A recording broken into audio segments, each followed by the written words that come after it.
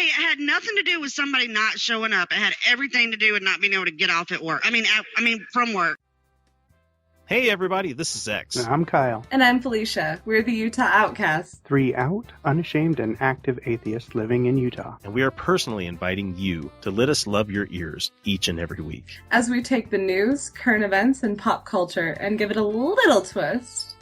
A love twist, with consent. And we'll be joined each week by a special guest to tell us what makes them an outcast like us. Come find us. The Utah Outcasts. On podhell.com, Stitcher, iTunes, Google Play, Facebook, Twitter, and YouTube. And on UtahOutcast.com. We finally bought that domain off the kids handing out mixtapes in the mall. Come be an outcast with us. Take care of yourselves out there. Bonne nuit. And you're welcome.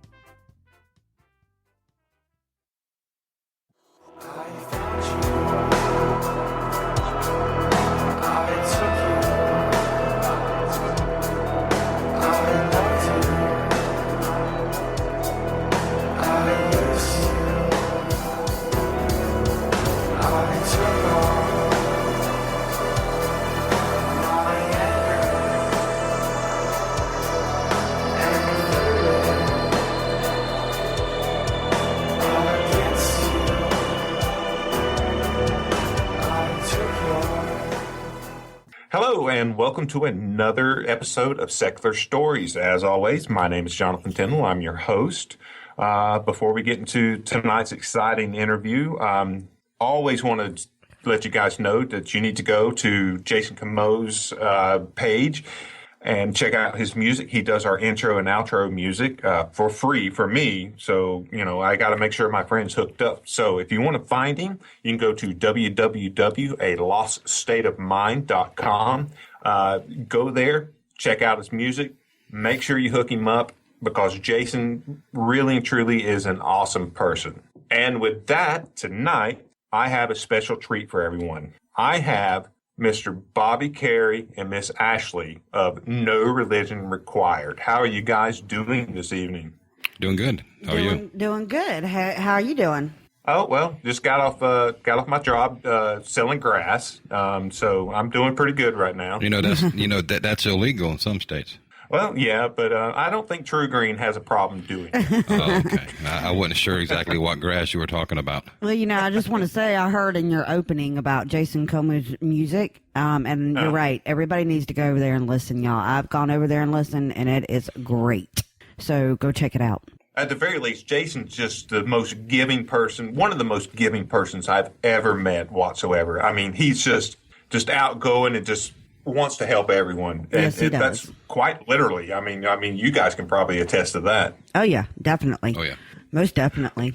All right. Well, since I got you guys, tell us a little bit about yourselves, Miss Ashley or Bobby, whoever wants to take charge and just give the listeners, which I'm sure quite a few of my listeners already know who you guys are, but the few that don't, tell us a little bit about yourselves. Well, I'm going to let Bobby start because it's actually Bobby's ending is where I come in, if that makes any sense. No, I'm not ending your life.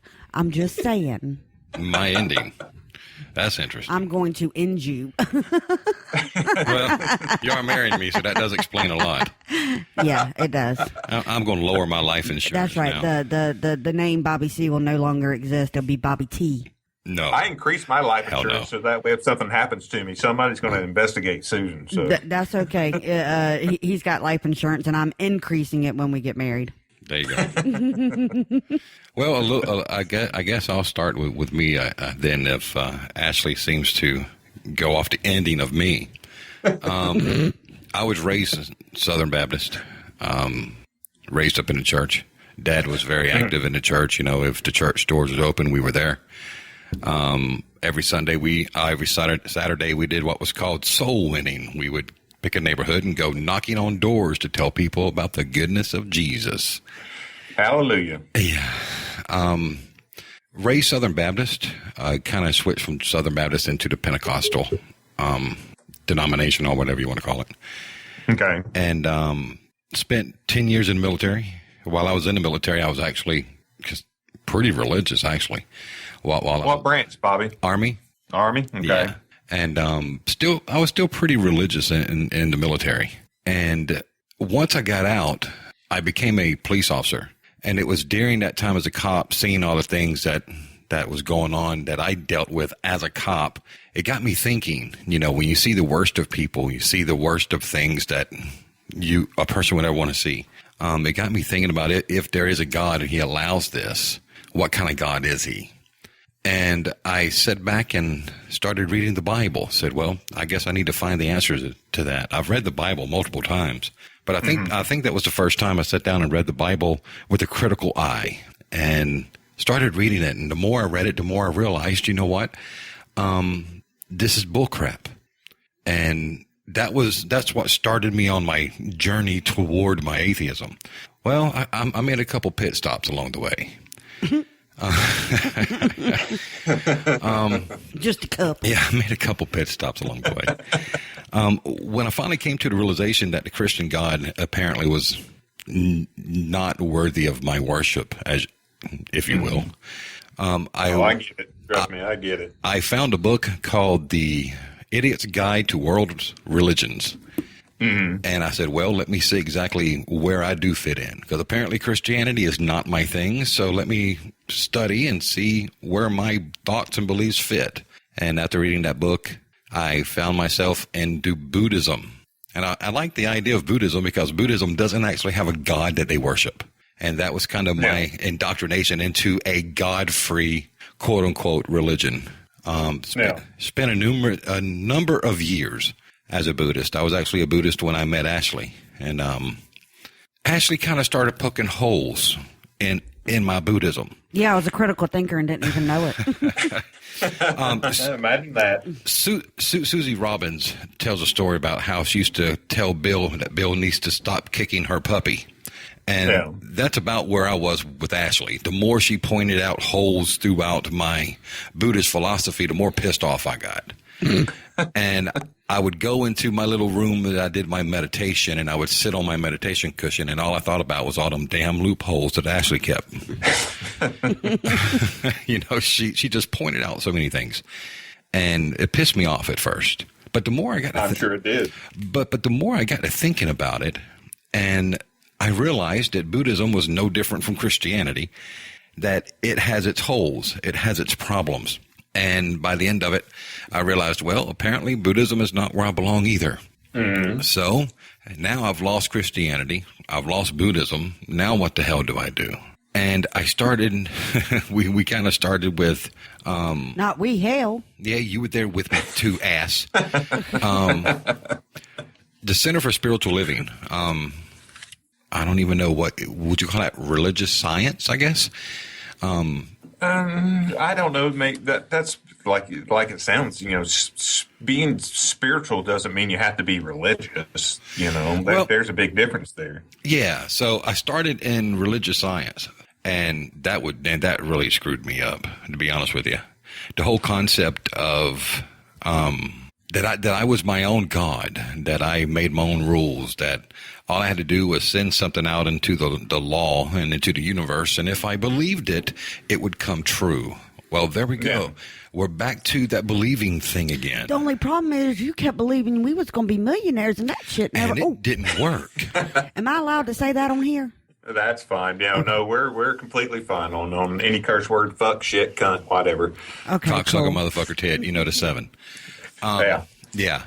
And did I realize... He wasn't rich. Well, I realized that this is no different. It does require some sort of faith. It does require some sort of belief in order for this to work. And I was like, well, hell, if everything requires faith and everything requires belief, all of it's bullshit. Yeah. The hardest part for me... Go ahead. What you're actually explaining, there's the book, The Secret. That's what you're talking about. And now that's exactly what it is. You get out of what the universe is and what you put out in positive vibes. And in some ways, I saw it was bona fide center bullshit of spirit. Yeah. In some ways, I saw. Now that I look back, it was like we went from Christianity to Buddhism to the Center for Spiritual Living. It was almost like Buddhism was like the start of atheism. It was because... And the Center of Spiritual Living was like I'm going to check this atheism out a little bit more. Well, see, it was so hard for me to even consider saying the word atheist. That's hard. And because it has so much baggage involved. That was so hard for me. I mean, I would listen to atheist podcasts, and then I would hear the word atheist and would cringe. Even though I agreed with everything they were saying, I would still hear that word atheist and I would cringe. You know, and I'm sitting there going, is that really what I am? Am I really that? Am I an atheist? Well, I remember Bill Robbins pointing out to me at the second ReasonCon. Yeah. He pointed out to me, because everybody, you know, and anybody who knows me knows that I was a believer when we went to the first ReasonCon. Yes. And the second ReasonCon, I went as an atheist. Mm-hmm. And Bill Robbins was like, you know, the funny thing is you still cannot say the word atheist. It was hard. And I said a year later, and I still can't say. I was like, you know what? He's right. Yeah. So, because I never thought about it. I just always said non-believers. And then just one day I started, you know, saying it, and it felt good to say it. It felt liberating or something. For a long time you wanted to say it, but you couldn't because of what was going on at the time. Yeah. You know, because Completely understandable. Yeah, there were things going on that, And we'll get into it. yeah, that had she said the A word, that it I was saying the A word. It just wasn't atheist. no, it had a hole on the end of it. But had she said that word, it would have caused a lot of problems. Yeah. So finally, I got used to the fact of atheist and atheism, but it took me a while to actually say the word. I was okay being called a free thinker. I was okay with being called a skeptic. I wanted to be called a humanist.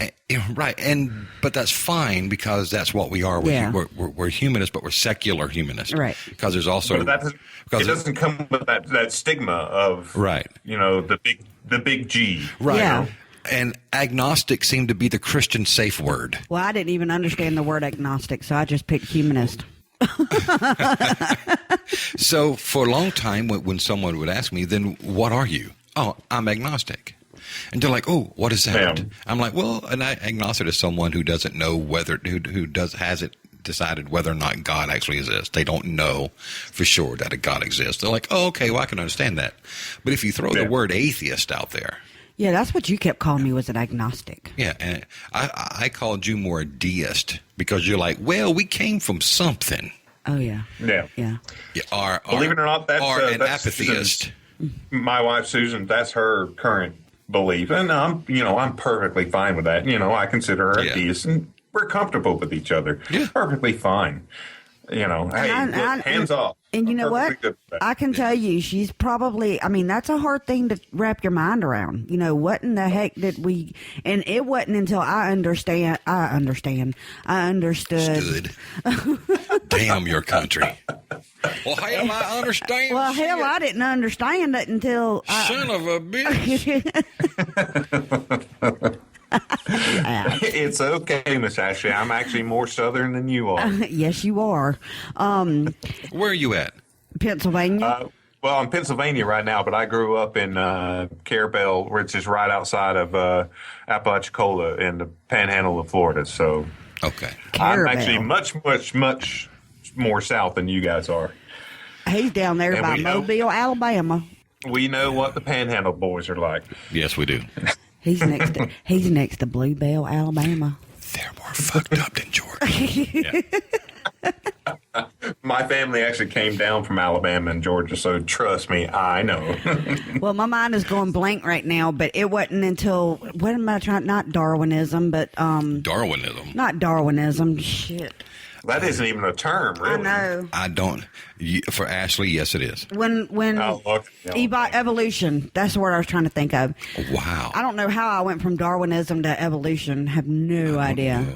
No. But It's that Dawkinsism. I said Darwin, not Darkin, not, Who's that? You mean the Darwin. theory of evolution? yes, that. Okay. Well, you know, Yeah. it's nothing but a theory. So Well, it wasn't. But It wasn't until I learned about the theory of evolution, because they didn't teach evolution in my school. oh shit, no. That was like a no. We don't talk about that.